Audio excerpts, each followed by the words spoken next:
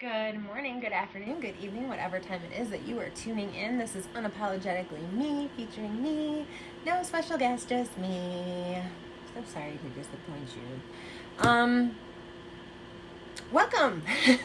Welcome back, and thank you for watching. Today, I could not say something about this case.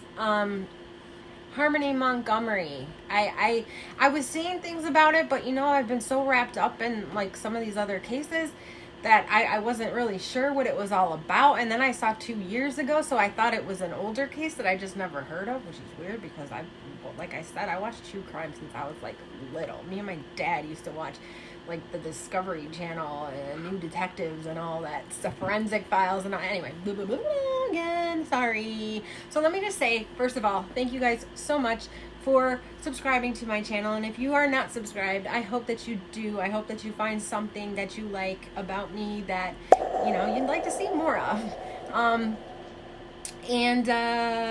Let's jump into this really quickly, though, because I don't have a lot of time, and it is freezing out here in my garage, which is why I'm wearing a coat, because, my family just sticks me out in the garage, because why not? Mom doesn't need to be inside the house. She can just go out in the garage. But I'm ready. Okay, I'm ready to shut up now. So, Harmony Montgomery. This little girl has been missing for 2 years, since she was 5 years old. She is now 7. However, there are no recent pictures of her. The last photos that they have of her are of when she was 5. So obviously everybody's wondering the same thing. How can a child be missing for 2 years and nobody say anything? Nobody. And now she was 5, so I don't think she had ever been enrolled in school. So therefore there's really no account for her publicly, other than family, and neighbors and things like that. So, well, let's just get into this case and we'll talk about it as we go. So the last time that Harmony was seen was by anyone was October, November of 2019, you guys. So and this was an uncle, and the uncle didn't like what he saw, and we'll get into that later, but he did make a report about it. So she's from Manchester, New Hampshire, and on January 7th, so this past Friday, a $94,000 reward was posted for any information in leading anyone to finding her. They have a 24-hour hotline, and that phone number is 603-203-6060. And, I just did not want to put a video out without putting that on there. If anybody watching this knows something, say something. This little girl deserves to be found. However it is, she deserves to be found. I'm not going to get into what I think or anything like that right now. It's just too soon, and we don't know, although everybody, I think, is worried about the same thing, that after 2 years, something very sinister happened to her. So we have a timeline. I like to give my timelines, but we have a timeline, and it's not very complete, but obviously we just learned about this the other day. So or I just learned about this the other day. I don't know, you guys may have known about it longer. I'm going to take this off because it's driving me a little nuts. Okay, so November 16th of 2021, Harmony's mother, Crystal, another Crystal. Like, there's so many Crystals here. There's Crystal Turner, Crystal Smith, and now we have Crystal Renee Sorey. That is Harmony's mother. So initially, when she reports or does an actual report of Harmony missing, she tells Manchester police that she hasn't seen her daughter in 6 months. She tells them that she cannot locate Adam, who is Harmony's father, anywhere, and neither can family. So December 27th, DCF says that they cannot locate Dad or Harmony either. And the mom admits on December 27th that she actually hasn't seen her daughter Harmony since a FaceTime back in 2019, a couple days before Easter. So Brian Enton did an interview with the mom, and I watched it and I took notes on it, and I wanted to discuss it with you briefly. So on January 10th, the mom has this interview with Brian, and if you guys don't know who Brian Enton is, he covered the Gabby Petito case as well. He's like one of my favorite reporters now after watching him. I really like him a lot. He's very down to earth and really gets to the bottom of things, and he seems to just, it's like he definitely puts his career first. I know he has a family, and he spends a lot of time away from his family doing these interviews, but he really, he busts his little ass to get us information, and I really do appreciate that. And here we go on a tangent. I'm just going to put a tangent alert that is flashing up here, so you guys can just flash through it until you see it stop. Does that sound good? I think that might work. All right. So, in this interview, she told Brian, she had been trying to no avail to locate Adam and her daughter for well over a year now. She went into the DCYF several times to tell them that she could not locate her daughter's father and therefore was unable to have her visitation with her daughter. She told them that he had blocked her, and she had no way to find him, no way to contact him, therefore no way to contact her daughter. She'd been trying to get clean at first, and she thought that he was just being a jerk. He was just blocking her to be, an asshole. And, any of you that have exes out there and you deal with, if you have any kind of custody issues going on, or even if you just have kids together and you're no longer married, it can be a very annoying situation. So she thought, he's just being an ass.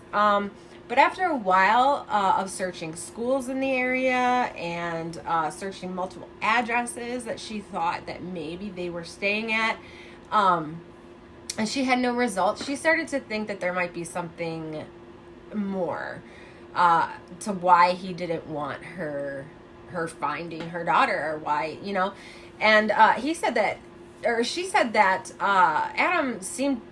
she finally realized that Adam seemed to be going to very, very great lengths to keep her from Harmony at this point. And she started to get a little pit in her stomach that something was wrong. She talked to her therapist. She has a therapist. She's in recovery. She is recovering addict at this point, so she is not using, and that is wonderful. Which is why she's so proactive now. So, and I know we'll talk about that. She has a lot of guilt for this, but she's clean now, and she can do what she can do now, and it is important. And if you don't think that it is, then whatever. But it is important. She felt, she talked to her therapist about the effect. She felt that her mental health was really starting to suffer, and that she needed to do something more to find her daughter. She's clean now. She wants to find her daughter. She's able to do it, and she needs to do something more. So she does. She says that Adam's family had begun to call, I just, because it's Adam's family, sorry. I totally just got lost in my own head. Adam's family had begun to call DCYF about Harmony's well-being, and therefore Adam stopped talking to them as well. Pretty much anybody who questioned him about Harmony and how he treated her or what he was doing, he would cut off all communication with any of those people. She last saw Harmony physically a few days before Easter in 2019. This was a FaceTime call, which was being monitored by Adam. She says that she showed Harmony an Easter basket that she got for her for Easter, and that she was going to be bringing it when she came to see her. And she asked a bunch of questions, just like a regular mom questions. I mean, we don't know how long it had been since they spoke last. So I guess she was at, are you in school yet? What did you have for lunch? Do you have friends? Like, what have you been doing? What's your favorite, blah, blah, blah. Just regular questions that a mom would ask her kid. But after every time she asked a question, Adam would mute the phone and seem to be like yelling at Harmony, and from like the mouth movements that she could see, it like she was saying, like, don't tell your mom, or don't answer her questions, or whatever. And Harmony's face would just look terrified at this, and so she wouldn't answer like any of the questions. And I guess after that, she's like, Adam, what the hell was that all about? Like, why aren't you letting her answer me? And I guess he just like snaps off with yelling, like, I have sole custody, and you don't need to know anything, and you don't get to ask me shit. Like, I have all the final decisions. And then he hangs up on her and blocks her. And he doesn't just block her on the phone, he blocks her on all social media in any way possible that she can contact him. So, and that's the last time she ever talked to or saw her daughter.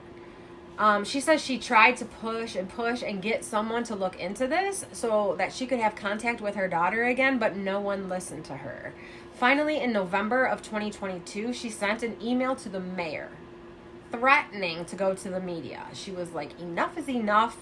I have been doing this for long enough. Like, I'm good. I want to see my child, and I will go, So she emails the mayor and threatening to go to the media about it. The very next day, police contact Crystal, and all of a sudden an investigation begins. Imagine that, how quickly things can happen when you threaten people with going to the media. And this is really just a sad case. I don't want to be talking like, oh yeah, no, it is sad. I think I just, in going through reading a lot of the stuff that I'm reading about and everything, just in all these cases, it starts to become you start to become a little bit like, not numb to it, but just, like, well, this is typical, and it doesn't mean that it doesn't bother me. It does not mean that it is not sad. It doesn't mean that I'm insensitive or I don't care. I just, sometimes it's like, well, that's expected, so please don't think that I am like a soulless sociopath, because I'm not. These cases do bother me. They stick with me. Finally, in November of, okay, I tell you, sorry, my doorbell just rang. This is really irritating me right now because it's my own family that can't get in the dang house. Okay. Brian asked if Adam was abusive. Crystal says without any hesitation, yes. He choked her. He even choked her while he was pregnant. So on more than one occasion, he has choked her. She said he's always been very short-tempered and been verbally and physically abusive. She says that he uses intimidation and manipulation to get what he wants. And I know people like this. I was married to two people like this. Sometimes you just can't break the habit of being with the wrong type of person. I married two people that were essentially the exact same person, just in different ways.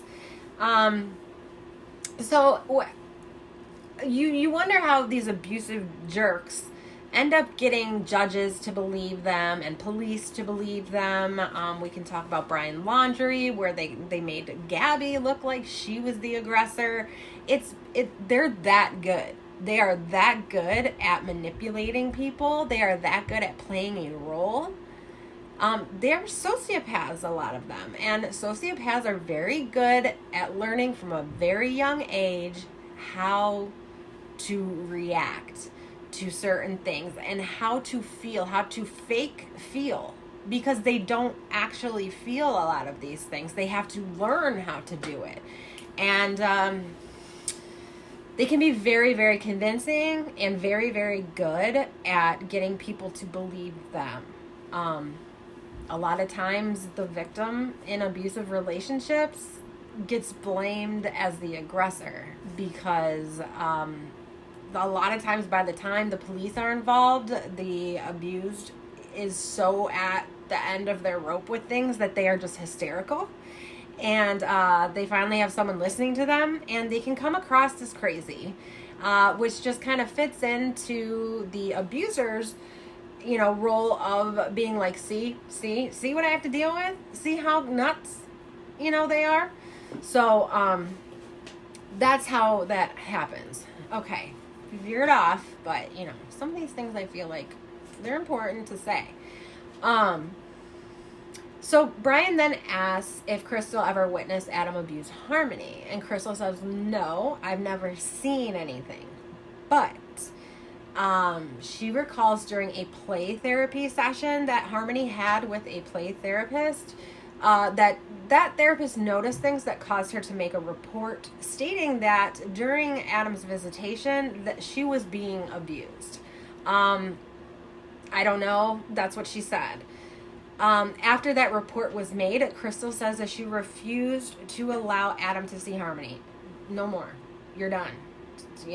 We're not having this. We're not playing that game. So you're not seeing your daughter anymore because you're abusing our daughter. And I guess he's supposed to have, she said Nan or something was the watching them. So he must have had supervised visits, but I guess she would have doctor's appointments or whatever, and she would leave for certain periods during the time that he had Harmony, and that possibly during those times he was abusive to her. She said that Harmony was a very talkative, very excitable, just very, I guess bubbly and, lively little girl, and sometimes she thought she knew, she was very smart, and she was one of those that, they think they're smarter than the grown-ups are, and I know all about that. I got some of those. I think all of mine are like that. Definitely I would say my youngest. She's not my youngest anymore, but my first marriage. Anyway, after that report was made, okay, I said that already. Sharon, get your shit together. Oh, that because she was like that, he could see Adam becoming annoyed by that type of response, or that type of, just excitability, because he's so short-tempered, that she said she could see him getting to the point where he's like, oh my gosh, shut up, or doing something like hitting her or whatever, especially if she was talking back or anything like that, where, she knows more than you kind of thing, she could see him being that way, because he was like that with her. Why would he go for custody then? One would ask. She says it was never, he didn't go for custody because he loved her. It was never for love for Harmony. It was to spite me. It was simply to spite me. And, girl, I can feel that. But then why was he granted custody? And I will tell you right now without hesitation, because our system is corrupted. Our justice system is broken. It's a joke. Especially if you don't have money. So Crystal has a son. I'm going to tell you why she believes he was granted custody. Crystal has a son as well as Harmony. His name is Jason, and he's about Jameson, and he's about 2 years younger than Harmony. And at the time that she was supposed to be doing this custody hearing with Adam, Crystal was going through the adoption process of allowing another family to adopt her son.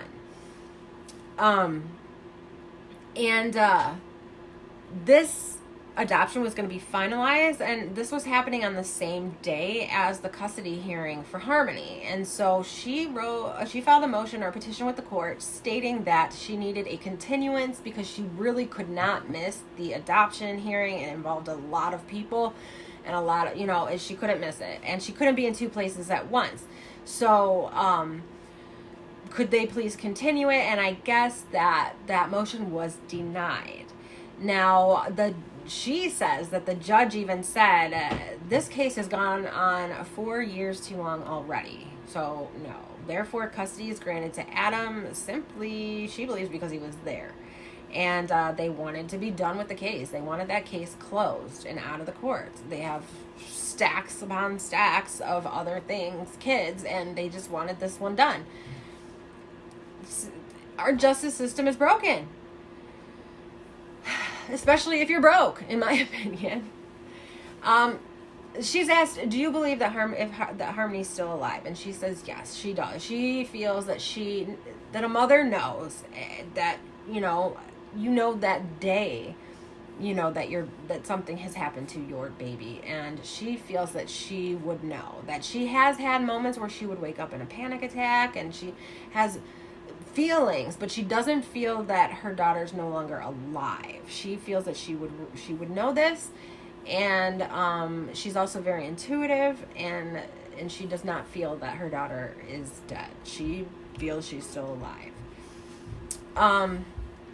So where does she believe she is then? Crystal believes that Harmony's either with Adam's mother, who I guess nobody really knows because she didn't even raise Adam, so she could have Harmony and nobody really would think that, or she believes that he may have sold her. She's kind of hanging on to the hope that she was sold in maybe an illegal adoption type thing. Like she legally, her son was adopted by a family that maybe illegally, because for some reason a family couldn't make certain ends meet, they weren't able to adopt, but they adopted her illegally from him by paying him money. So she's kind of holding on to that hope that her daughter is alive and safe and being taken care of by a family that wants her. So, you got to hold on to hope. You have to hold on to hope. What else can you do, He asked, do you feel any guilt? And she says, oh yeah, every day. She said, I played a part in this, and I'm not going to pretend that I didn't. I'm a recovering addict. When Harmony was born, I didn't know how to be a parent. I didn't know how to be in recovery, but I never stopped trying. I went to program after program after program, and I wasn't going to stop until I got better. Yeah, there's a lot of guilt and shame, but I can't give up. And that guilt and shame motivates me to keep looking for Harmony and to be her voice. And now people are finally listening. She says her final words are, someone knows something. There's no way that somebody doesn't know something. And they need to come forward and they need to say what they know. So, what has been told to police, what's going on right now with the case, now that, we kind of have some idea of, what Crystal had to say. What is Adam saying? Adam's not saying anything. He has pled the fifth. He's not saying a damn word. He never said a word way back when he was questioned either, and I'm going to tell you about that. So Adam told police that the last time he saw Harmony was when Crystal came to pick her up back in 2019. Now, Kayla Montgomery is Adam Montgomery's estranged wife. So they're still legally married. They have 3 children together. And so Harmony was living with them at the time. She told police that the last time that she saw Harmony was the day Adam left to drive Harmony to Crystal, who lived in Massachusetts at the time. So this little miscommunication, discrepancy, whatever you want to call it, was enough for police to charge Adam. And he is charged with, so he's in jail right now. He's being charged with abuse of Harmony, endangering the welfare of a child, and interference with custody. He is being held without bail. Thank goodness, because someone needs to get something out of this guy. Where is your daughter? What did you do with her? Allegedly. Kayla Montgomery was also arrested. She was arrested and charged with welfare fraud because while she was collecting SNAP, aka food stamps, from the government to feed 4 children, her 3 and Harmony, Harmony was not living there anymore. So all that money that went to a child that was not in her care needs to be paid back. Yeah, you don't fuck with the government. So there are abuse allegations going back as far, 2 years ago. So an uncle, it was Adam's uncle Kevin, reported seeing a black eye when he went to Adam's home one afternoon with his mom to pick up some belongings. I guess they went to the home, they noticed Harmony had a black eye, and he straight up asked Adam, what's up with her eye? And Adam didn't even deny it. He said he gave it to her.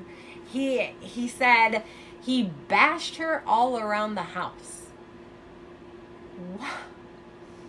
Who does that? And who admits to that? Like you're proud of it. Not even like you admit to it because you feel guilt. You admit to it because you're proud of it. Ugh. The reason he bashed her all around the house is because he walked into Harmony holding her hand over her little brother's mouth to keep him from crying. She was probably keeping him from crying, so she's scared that he was going to get beat for it or something. I don't know. Okay, that's speculation. Withdrawn. Estranged wife Kayla said she admitted she saw the black eye. The brother suspected abuse, saying that Harmony was spanked really hard when she was in trouble, and also she was made to stand in a corner as punishment for hours. And also another form of punishment for her was to clean the toilet with her own toothbrush.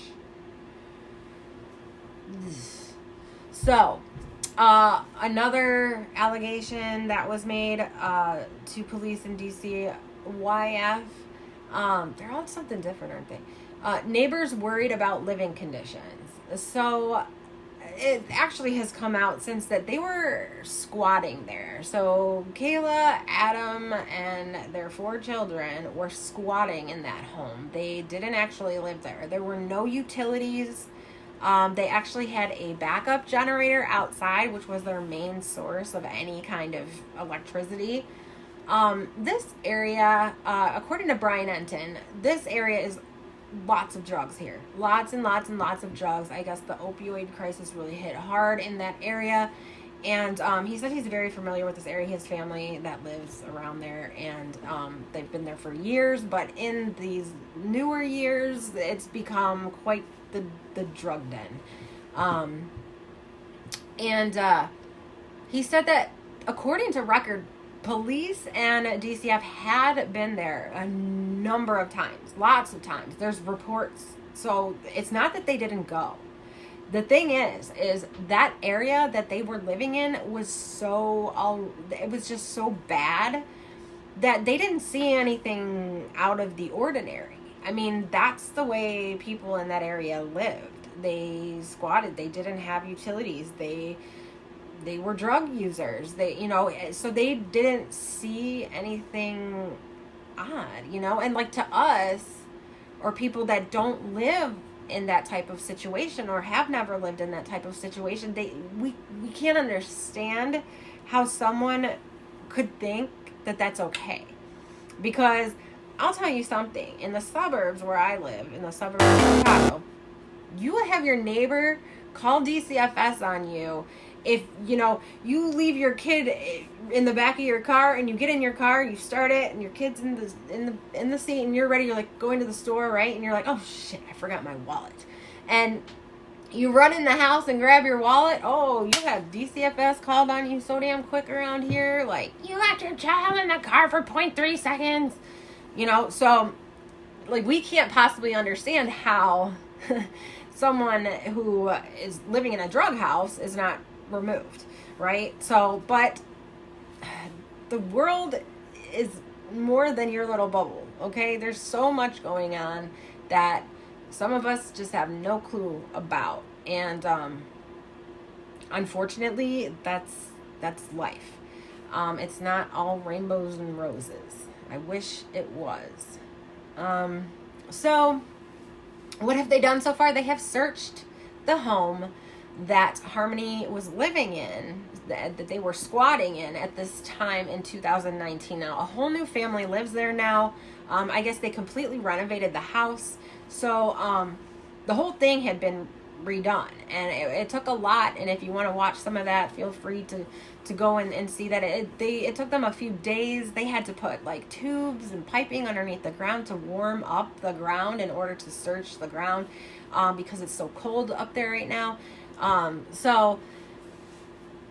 they found nothing. They found nothing, which Crystal in her interview said she was like, they're wasting their time. They're not going to find anything there. I don't think that's the last place that she was. And she was right, because they found nothing. So before Adam was given custody, both Harmony and her brother Jameson were in and out of foster care 9 times. So while in Crystal's custody, they were still in and out of foster care due to the substance abuse issues of both parents. However, Adam also had a rap sheet with police and had been to jail for shooting someone.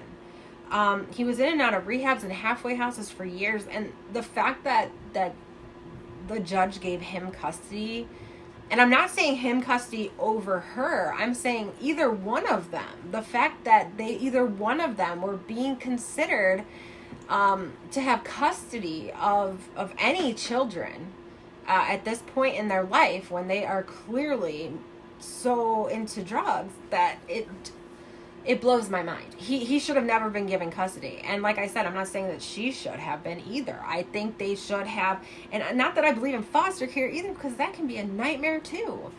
It's just, there's nothing to do. It's like, people, if you don't want to take care of your kids, then stop having kids. But then it's like, oh, how dare you say someone, they can't have kids, you know? And it's like, dude, it's abuse. I'm sorry. Okay, I'm done. In my opinion, neither one of those parents should have been given custody, though. They take kids from good parents all the time for things like I said earlier, leaving your kid in the back seat for 5 seconds while you literally run into the garage even and grab it off your desk. Guilty. I mean, I've done it. Has anyone called you? No, but I'm saying they could.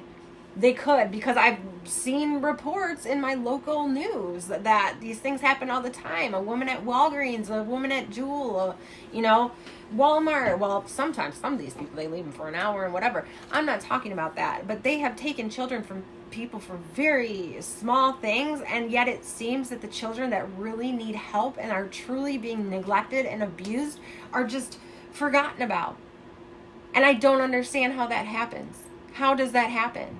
How is the system so broken that children are literally dying before being taken from their homes, when you have kids that are healthy and taken care of and in loving homes that are being put in foster care where they're being molested and raped? And oh God, don't get me started. Okay, I'm done. I just wanted to tell you guys that I'll be keeping you guys posted if you're not, watching or whatever. Definitely, I really hope that they find this girl. And again, if you know something, say something. Thank you guys for watching. Thank you for subscribing, and thank you for everything. I will talk to you guys later, and have a great week if I don't talk to you until the weekend. I'll be talking to you.